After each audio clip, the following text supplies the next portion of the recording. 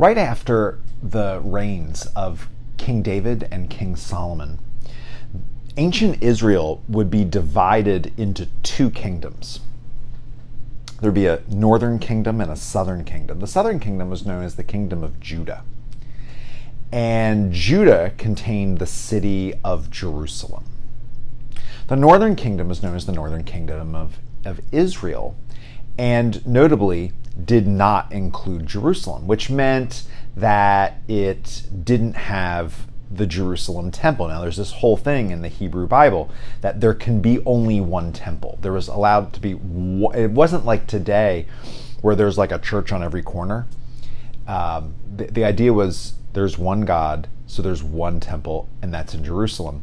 But when you're a bunch of Israelites and you're living in the northern kingdom and you don't have a temple in your kingdom, I mean, you could go down to the southern kingdom and worship there, but don't you kind of want your own? So the northern kingdom developed their own temple as well, which was roundly condemned in the Hebrew Bible as being completely against the will of God.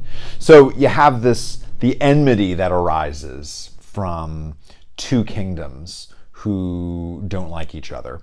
Then you have the added thing that the northern kingdom are also heretics because they have this temple that they shouldn't have. In the year 722, the northern kingdom is destroyed by the Assyrians, and a whole bunch of people are killed. And some people are taken off to Assyria to be slaves. But there were survivors, and there are people who stayed behind. And the northern kingdom of Israel was called Israel. It was also called Samaria. And so the people who got sort of left behind, the remainders after the Assyrian invasion, became known as Samaritans. It's said that they intermarried among other ancient cultures in ancient Mesopotamia, which was a huge no-no in the Hebrew Bible. You want to, Jews marry Jews and Gentiles marry Gentiles, and you don't mix the two, and that was condemned multiple times. But so you have these two groups that don't like each other. You have these northern kingdom that creates this temple they weren't supposed to. They're now intermarrying, and so you can just see that we are set up for some serious conflict. In the 580s, so about 150 years after the northern kingdom falls to Assyria, in the 580s, the southern kingdom, Jerusalem, falls to the Babylonians. A whole bunch of people there are killed. The temple is destroyed. The palace for the king is destroyed. The walls that protect the city of Jerusalem are destroyed. And a whole bunch of people are taken back to Babylon to be slaves. They are in Babylon for 70 years. When they return to Jerusalem after 70 years, like a whole new generation emerges, they come back. Who's there? Who's in Israel that hadn't left? The Samaritans. So now you have these two groups that don't like each other. You have this northern group who makes this other temple. You have this northern group who intermarries. They're all big no-nos. And they don't have to go off and be slaves for 70 years. So again, the southern kingdomers are just like, oh, Samaritans, we hate Samaritans. Now, the southern kingdom wanted to rebuild Jerusalem and rebuild their temple. In the books of Ezra and Nehemiah tell the story of the rebuilding of Jerusalem. And in one scene there, we see the Samaritans kind of wanting to bury the hatchet. And they go to the authorities in Jerusalem and say, we will help you rebuild the temple. And the people of Jerusalem say, no, not on your life. Get out of here. You're a dirty Samaritan. We don't like you because you're from up there. We don't like you because you're heretics. We don't like you because you've intermarried. We don't like you because we had to be slaves and you didn't. We just don't like you. get out of here. And so the Samaritans did. And they actually went off, and while the southern kingdom was rebuilding their temple, they went off and they rebuilt or built their own temple on a place called Mount Gerizim. So then there was a temple in Jerusalem. There's now a temple on Mount Gerizim for the Samaritans. And the Samaritans, I mean, the Israelite Jews in Jerusalem, they didn't consider the Samaritans Jews. The Samaritans totally thought they were Jews. I mean, their worship was based on the Hebrew Bible. They had Passover. They had the Festival of Tabernacles. They did all the things that Jews did. They just did it at Mount Gerizim.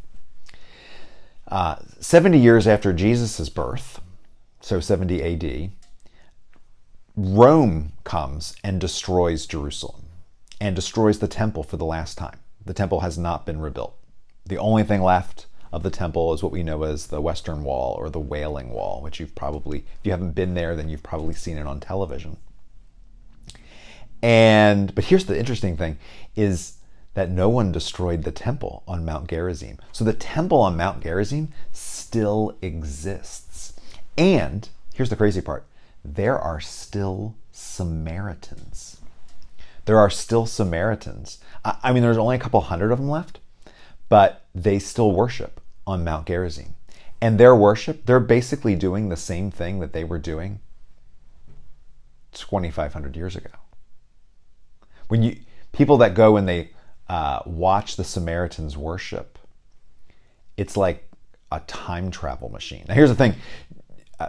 Israel, Jerusalem, doesn't have a temple anymore. So the Jewish faith doesn't have a priesthood, because the Jewish faith doesn't need a priesthood because there's no temple, and so there's no animal sacrifice. So there's no reason for priesthood, because priests are all about sacrificing.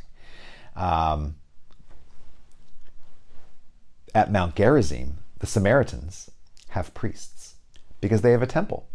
They have animal sacrifice. I mean, it's kind of wild and crazy. But the point of all of that is to say that you can see how Jews and Samaritans are sort of set up for conflict. And famously, we all know that Samaritans were sort of a hated group to the ancient Jews. But here's the wild thing in there, is that Jesus does not appear to share that hatred. Multiple times in the Gospels, Jesus either talks about Samaritans or interacts with Samaritans or goes to Samaritans. So, of course, the most famous time the Samaritans ever show up in the Gospels is in Jesus's parable about the Samaritan who happened to be pretty good. The Good Samaritan who shows us what it means to be a neighbor. Jesus tells a parable to a bunch of Jewish people in which the Samaritan is the hero. There's a time when Jesus meets a Samaritan woman at a well, which is pretty important. In this weekend's gospel lesson, we find in Luke chapter 9, Jesus is in Samaria. He's sending his disciples off ahead of him to go and sort of prepare his way, tell the people of this town, this village, that, hey, Jesus is coming. You might want to get ready. He's going to come and he's going to teach, he's going to preach, he's going to heal. It's going to be great. The disciples go to a Samaritan town and they say, hey, Jesus is coming. But Luke tells us that Jesus is heading towards Jerusalem. Now, he's making the turn to Jerusalem because he's making the turn in his ministry towards his death and resurrection, which of course happens in Jerusalem. The Samaritans know this. They know he's on his way to Jerusalem. And there's already this strife between Samaritans and Jews. And now Jesus, this like great religious teacher, this superstar of faith and religion in the ancient world, is now, he's going to Jerusalem. He's not going to Gerizim. So the Samaritans just aren't into Jesus here. And they send the disciples away. And there's this amazing moment where the disciples, two particular disciples, James and John, the sons of Zebedee, two brothers, they have a nickname. Their nickname is Boanerges, which means sons of thunder. Think about what you need to do to get a nickname like that. If you were going to get the nickname Son of Thunder, what would you have to do? It'd have to be pretty impressive. The sons of thunder come to Jesus and they say, this town of Samaritans isn't going to welcome you in. Do you want us to call down fire from heaven and consume them? The new movie adaptation of Aladdin came out a few weeks ago.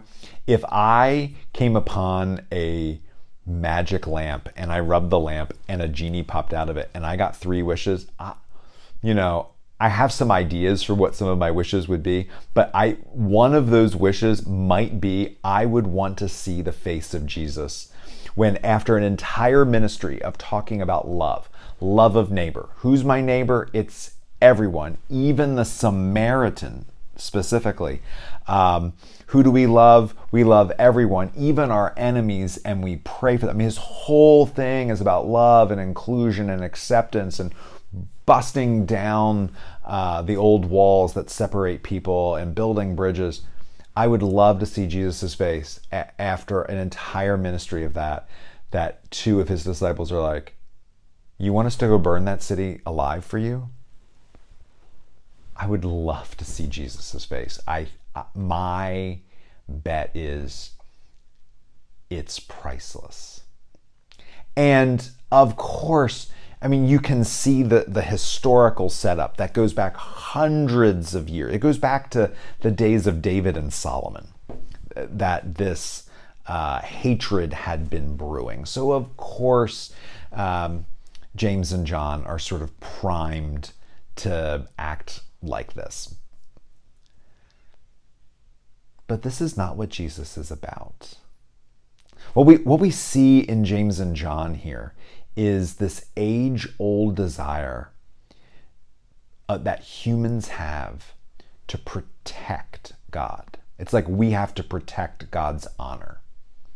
We can't allow those people to dishonor God. We can't allow those people to say those horrible things about God.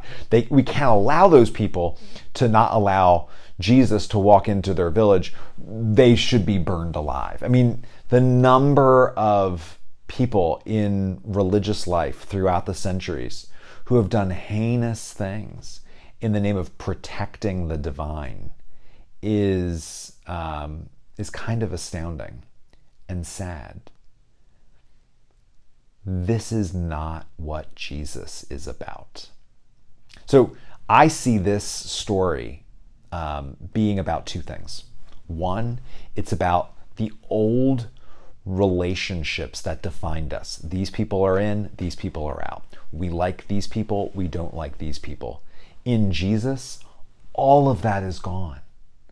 All of that is gone. We don't see them as Jews and Samaritans, or Jews and Christians, or people from this country or that country, people who speak this language, people who speak like Jesus busts all that down. All those old relationship tropes, Jesus says, no, we're not doing that anymore. And the other thing that this is about is that we no longer need to be the kind of people that has to protect God, that has to protect God's honor. God doesn't need our protecting. And quite frankly, when we set about trying to protect God, we not only end up doing horrible things, but we end up doing horrible things in God's name.